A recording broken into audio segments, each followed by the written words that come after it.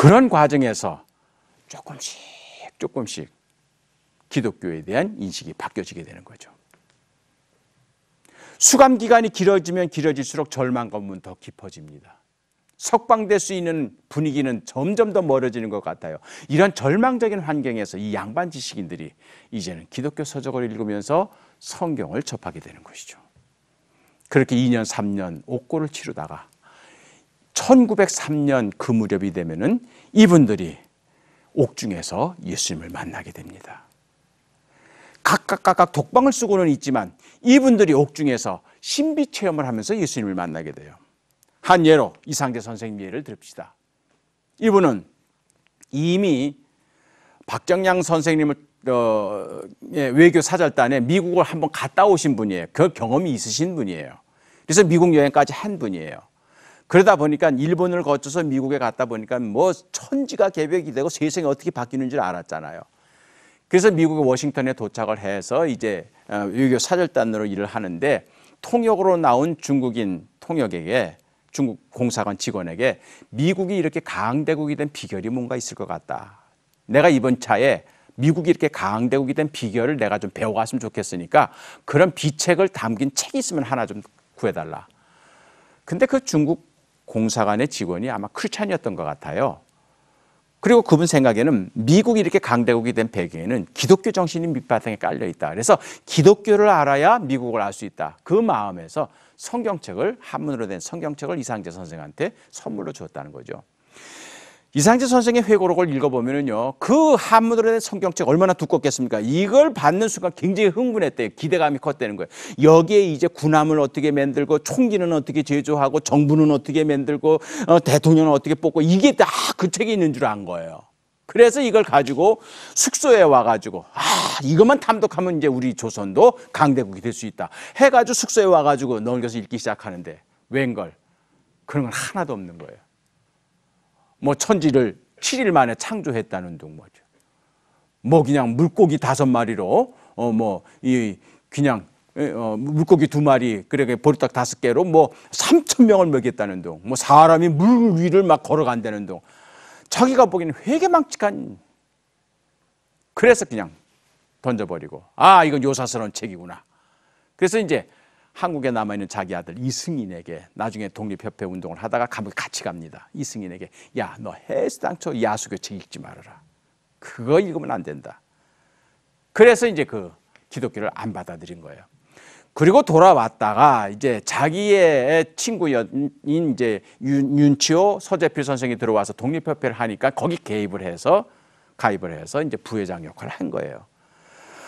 윤치호 선생이나 서재필 선생은 기독교인이기 때문에 어떻게 해서든지 이 독립협회 운동의 기독교적인 의미, 색채를 가미하려고 애를 썼던 거예요. 그래서 독립협회 집회 때마다 배제학당, 이화학당, 경신학당 학생들을 데려다가 찬송가도 부르게 하고 아펜젤러 불러다가 설교도 하게 하고 계속해서 종교적인 이런 색채를 가미할 때마다 이성재 선생이 그걸 말은 거예요. 이거는 시민단체지, 사회단체지, 종교단체 아니다. 그렇게 해서 어떻게 보면은 서재필 선생과 윤치호 선생의 기독교 쪽으로 방향을 끌고 나가려는 독립협회 운동을 막았던 분이 이 이상재 선생이에요. 그분이 결국 정치적인 음모로 아들과 같이 감옥에 들어가서 이제 3년 옥고를 치르는 거예요. 이 과정에서 좌절하고 처음엔 절망했죠. 그러다가 점점 이제 중국에서 인쇄된 그 기독교 서적을 읽으면서 마음이 조금씩 열려갈 즈음에 자기가 워싱턴에서 버렸던 한문 성경을 다시 읽기 시작을 하는 겁니다. 그 성경책을 읽던 어느 날 밤 이분이 비몽사몽간에 환상을 보는데 바로 예수님이 두루마기를 입고 나타난 거예요. 그러면서 호통을 치는 거예요. 너희는 내가 너한테 3번의 기회를 줬다. 너뿐만 아니라 네 나라와 민족이 크게 진보할 수 있는 기회를 내가 3번을 줬는데 너는 지금까지 2번을 거부했다. 이번이 마지막 기회다. 호통치고 사라지신 거예요. 그 꿈을 꾸고 난 다음에 이상재 선생님이 고민한 거예요. 이게 도대체 무슨 꿈인가? 알고 봤더니 3번의 기회를 줬다. 자기가 성경을 접할 수 있는, 기독교를 접할 수 있는 기회가 3번 있었다는 거예요. 한 번은 워싱턴, 미국에 갔을 때. 2번째는 독립협회 운동을 할 때. 이번이 마지막 3번째란 거죠. 이번이 마지막이구나. 얼마나 두렵고 떨리는지. 그렇게 해서 이분이 두렵고 떨리는 마음으로 성경을 읽다 보니까 성경이 새롭게 해석이 되어버리는 거예요. 이렇게 어처구니 없고 터무니없는 그런 기사와 이적의 이야기가 막 그냥 살아 생명을 가져드는 진리의 말씀으로 이해가 되면서 눈물이 흐르기 시작합니다. 자기가 얼마나 교만했던 존재, 얼마나 자기가 미천하고 얼마나 자기가 잘못됐는지 펑펑 울면서 회개를 했답니다. 이게 이상재 선생님이 예수님을 영접하게 되는 이야기입니다. 그 비슷한 사건이 옥중에 갇혀있는 독립협회 지도자들에게 다 나타납니다. 이승만 선생, 신웅우 선생도 그렇게 해서 예수님을 영접하고요. 김정식, 이분은 나중에 동경 YMCA를 조직하시는 분인데 이분은 경무청, 이 이근택 씨 바로 부하지였습니다. 그래서 바로 부하기 때문에 독립협회 만민공동에 시위를 하니까는 이근택 씨가 가서 진압하라고. 그래서 이 김정식 씨를 내보낸 거예요. 그래서 김정식 씨가 자기 수하들을 데리고 나가서 진압하러 가가지고 만민공동의 독립협회 회원들이 연설하는 걸 듣다 보니까 그 사람들이 맞아. 지금 정치 지도자들이 잘못하는 것이지. 그렇게 하다 보니까 진압하는 게 아니라 같이 오히려 가가지고 시위에 동참을 해버렸네. 그러니 이근택 씨가 얼마나 화가 나겠습니까? 그래서 김정식 씨를 독립협회 사건에 엮어가지고 감옥에 가둔 거예요. 김정식 선생님은 참 불우한 인생을 산 분입니다. 양반이지만 이분이 7명의 자녀가 있는데 나면 죽고 다 죽어요. 어려서. 참으로 불우한. 마지막 딸 하나가 남았는데 그 딸 하나는 맹인 앞을 못 봐요. 그래서 천주교 고아원에 갖다 맡겨놨어요. 먼 훗날 이분이 YMCA 운동하다가 후배들이 와서 아우 선생님 힘들어요. 못 견디겠어요. 이러면 나를 보게. 그 말 한마디 그냥 아무 말도 못하고 갔다는 거예요. 이분이 역시 감옥에 가서 성경책을 읽고 그 다음에 기독교 서적을 읽다. 이분은 철로역정을 읽다가 마음에 감동을 받은 거예요. 철로역정 존 버년이 감옥 안에서 쓴 거 아닙니까? 종교 개혁 운동을 하다가 그때 존 버년이 감옥에 있을 때 안 못 보는 맹인데 딸을 데리고 같이 감옥 생활을 하고 있었어요. 존 버년이. 서문에 그런 내용이 나오는 거예요. 그러다 보니까 김정식 선생이 자기랑 비슷한 거예요, 상황이. 그래서 철로역정을 읽으면서 마음에 감동을 받아서 점점 깊이 들어가는데 어느 날 이 양반도 비몽사몽간에 꿈을 꾸게 됩니다. 그건 뭘까요? 예수님이 나타나시는데 김정식 선생의 회고록은 그렇게 씁니다.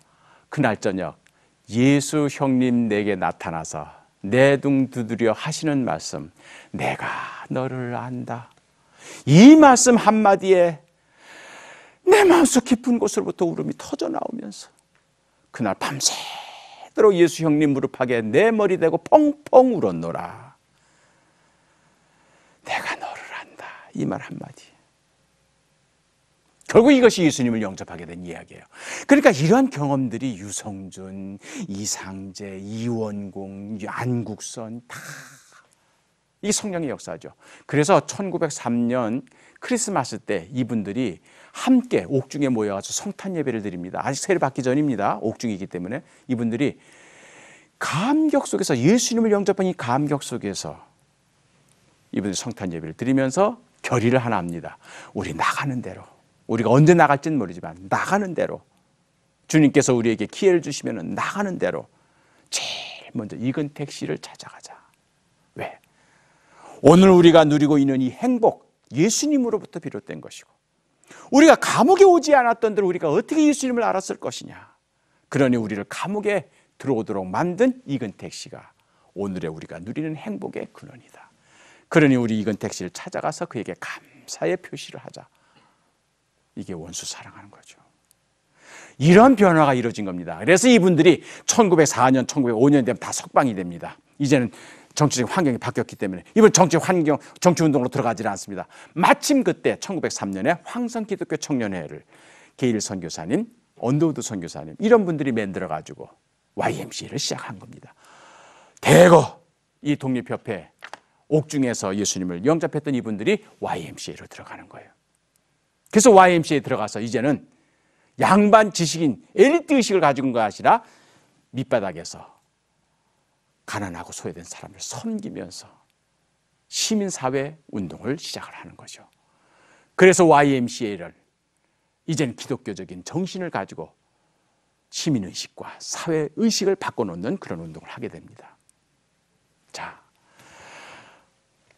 김창식, 전덕기, 박성춘과 같이 미천한 민중계층 사람들은 예수를 믿으면서 상승 체험을 했다고 하면은 이상재, 이원긍, 김정식, 안국선, 유성준, 김린, 이승만, 신웅과 같은 양반 지식인 계층들은 오히려 옥중에서 예수를 만남으로 내려가는 체험을 합니다. 이것이 바로 다운워드예요. 그러다 보니까 높은 자는 낮아지고 낮은 자는 높아지면서 눈높이가 같아지는 거예요. 그것이 바로 기독교가 한 일입니다. 예수님이 이 땅에 오시기 전 세례 요한이 먼저 왔는데 모든 복음서들은 세례 요한의 역할을 어떻게 표현합니까? 이사야의 예언의 말씀을 인용하면서 광야에 외치는 자의 소리가 있어 가로되 너희는 주의 길을 예비하라. 그가 오실 길을 곧게 하라.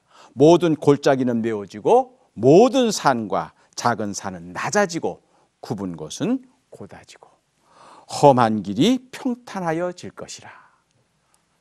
높은 산은 낮아지고 골짜기는 높아지고 평탄케 되리라. 평등한 세상이 오게 되리라. 이게 바로 복음의 역사죠.